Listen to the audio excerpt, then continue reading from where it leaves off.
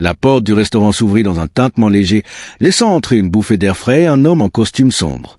Adrien leva machinalement les yeux, saluant d'un signe de tête la serveuse postée près de l'entrée, avant de se diriger vers sa table habituelle. Chaque soir, c'était la même chose, une journée de travail éreintant terminée par un dîner solitaire dans ce restaurant de quartier. Ses collègues l'enviaient pour sa réussite, sa montre en or brillant sous les lumières tamisées, son téléphone dernier cri toujours posé à côté de son assiette. Pourtant, au fond de lui, Adrien ressentait une fatigue plus profonde que celle du corps, celle de l'âme. Il s'assit lourdement, décrochant à peine un sourire lorsque la serveuse lui tendit le menu.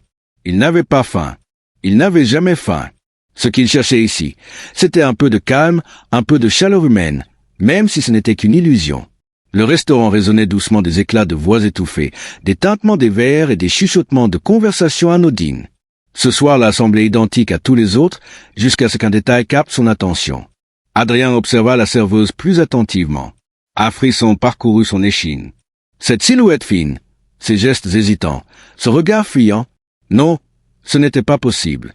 Pourtant, son cœur accéléra alors que les souvenirs affluaient, brisant la monotonie de ses pensées. Élise.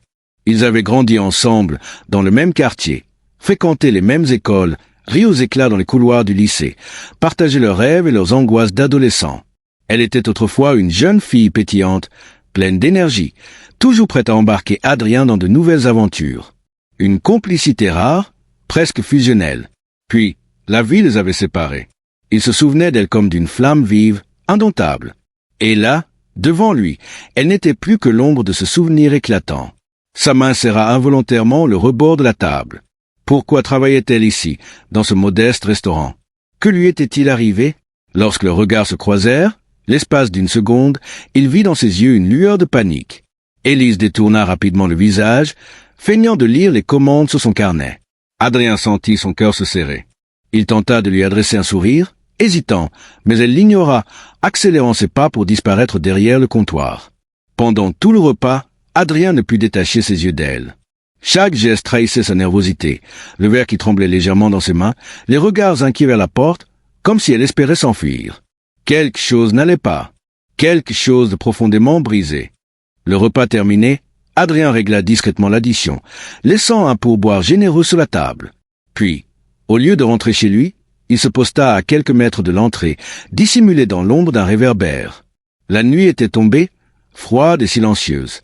Les lampadaires projetaient des halos de lumière pâle sur le trottoir humide. Adrien observa Élise quitter le restaurant, emmitouflée dans une veste trop légère pour la saison. Ses pas étaient rapides, presque précipités. Elle tenait contre elle un sac élimé, jetant sans cesse des coups d'œil nerveux par-dessus son épaule. Sans vraiment savoir pourquoi, Adrien se mit à la suivre, gardant ses distances.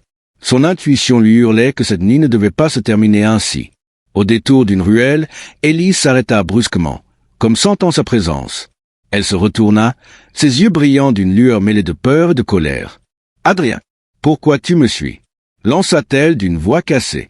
Il leva les mains, désarmé. « Je voulais juste savoir si tu allais bien. » Elle éclata d'un rire amer, un son brisé qui résonna étrangement dans l'air glacé. « Bien? Vraiment? Tu veux la version courte ou le roman tragique ?» Le silence s'étira, pesant. Puis, lentement, comme un barrage cédant sous la pression, Élise parla. Elle raconta la mort accidentelle de ses parents, un accident de voiture qui avait tout emporté en une nuit. Elle parla de son petit frère, Louis, gravement malade, dont elle devait s'occuper seule. De ses études abandonnées, des dettes accumulées, des journées sans fin passées à courir entre deux petits boulots. Chaque mot était une gifle, un coup de poignard dans le cœur d'Adrien. Où était-il, pendant tout ce temps? Pourquoi n'avait-il pas cherché à la retrouver? Il voulut lui proposer son aide immédiatement, mais le regard dur d'Élise l'arrêta net. « Je ne veux pas de ta pitié. Adrien, cracha-t-elle avec amertume. Je n'ai pas besoin qu'on me sauve. » Il sentit la morsure de ses paroles, mais il ne recula pas. « Pas cette fois. Ce n'est pas de la pitié, murmura-t-il. C'est de l'amitié. Celle qui ne meurt pas, même après des années. » Élise détourna les yeux, luttant contre les larmes. Elle n'était pas prête à baisser les armes. Pas encore. Le vent glacé fouettait leur visage, mais ni Adrien ni Élise ne bougeaient. Finalement, dans un soupir résigné, elle accepta sa proposition de marcher un peu ensemble. Pas chez elle, elle refusait qu'il voie son appartement délabré, mais dans les rues désertes de la ville, entre les vitrines fermées et les bancs humides. Ils parlèrent peu au début. Le silence était chargé de non-dits, de souvenirs, de blessures invisibles. Adrien l'écoutait, vraiment. Il la regardait sans chercher à réparer, sans tenter de lui imposer une solution. Juste être là. Et c'était peut-être ce dont Élise avait le plus besoin. Qu'on l'écoute, qu'on la voie, qu'on reconnaisse sa douleur sans vouloir l'effacer. Peu à peu, ces mots se délièrent. Elle parla de Louis, de son rire éclatant malgré la maladie, de sa force incroyable malgré les traitements. Elle parla de ses rêves étouffés, des soirs où elle pleurait en silence dans les toilettes du restaurant, trop fière pour le montrer à ses collègues. Adrien ressentit un mélange d'admiration et de culpabilité. Il avait poursuivi son ambition, grimpé les échelons du succès, pendant qu'elle luttait seule, dans l'ombre. Au bout d'un long moment, ils s'arrêtèrent devant un petit parc désert. Les balançoires grinçaient doucement sous le vent. Un souvenir surgit alors, si vif qu'Adrien en eut le vertige. Ils avaient passé des après-midi entiers, enfants, à se défier sur ces mêmes balançoires, riant jusqu'à en avoir mal au ventre. Il sourit tristement. « Tu te souviens ?» murmura-t-il. Élise hocha la tête, le regard perdu dans le passé. « C'était avant que tout devienne compliqué, » répondit-elle. Un silence. Encore. Mais cette fois, plus doux. Un silence complice. Adrien sentit que s'il voulait réellement l'aider, il devrait le faire sans rien attendre en retour, sans la forcer, sans la brusquer. Alors il fit ce qu'il n'avait jamais fait auparavant. Il lui proposa un pacte silencieux. « Je serai là, » dit-il simplement. Pas pour t'imposer quoi que ce soit. Juste être là. Elle ne répondit pas tout de suite. Mais elle esquissa un sourire timide, presque imperceptible. Et dans ce sourire, il vit une petite brèche dans son armure. Le quotidien réparé. Les semaines qui suivirent furent une danse délicate. Adrien passait souvent la voir au restaurant, sans jamais s'imposer. Parfois, il laissait un mot discret sur son assiette. « Tiens bon, tu es incroyable !» D'autres fois, il déposait à l'entrée un sac de courses sous prétexte qu'il avait acheté en trop. Élise résistait au début, méfiante, blessée par trop d'abandon passé. Mais peu à peu, elle laissa tomber quelques défenses. Ils recommencèrent à rire ensemble, timidement d'abord, puis avec plus d'aisance. Adrien l'aidait aussi, discrètement, à trouver de petits boulots mieux payés pour arrondir ses fins de mois. Pas en usant de son influence, non juste en passant un mot ici et là, en suggérant son nom à quelques amis bien placés. Et puis, un soir, Élise l'invita enfin chez elle.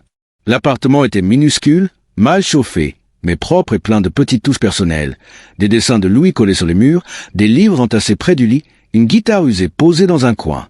Adrien comprit alors à quel point elle s'était battue pour garder un semblant de dignité. Le printemps arriva, apportant avec lui une lumière nouvelle. Louis, son petit frère, termina une série de traitements avec des résultats encourageants.